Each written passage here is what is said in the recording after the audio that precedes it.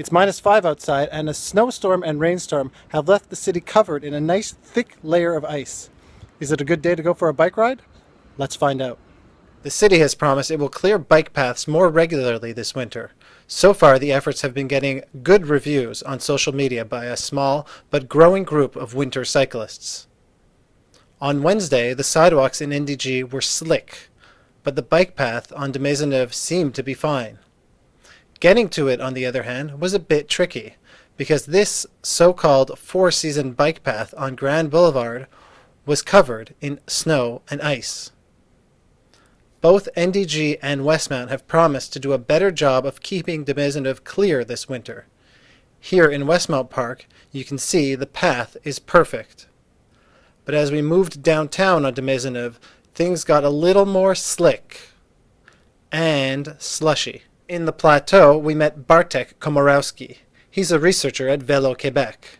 He bikes to work every day and says the city has done a far better job this year of keeping up its bike network. Particularly the separated bike paths, such as the one we're standing next to right now.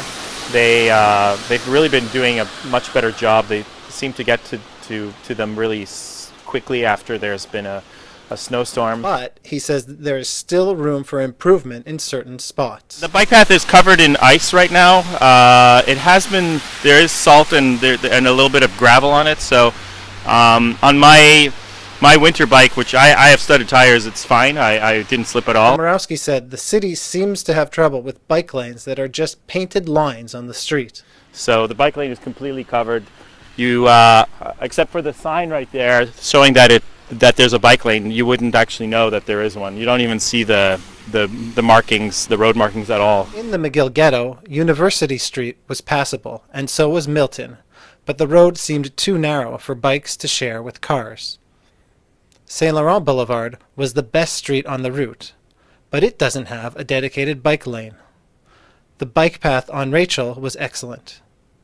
But on St. Urbain, we could see that some city crews clearly haven't gotten the message about winter cycling. Komorowski said the city's bike path maintenance has improved a lot this winter. Now he'd like to see the city take the next step, and that is to buy dedicated equipment that would just be used for bike paths. Other cities are using sweepers instead of plows, which remove absolutely all the snow. They don't leave a residual layer of ice and snow.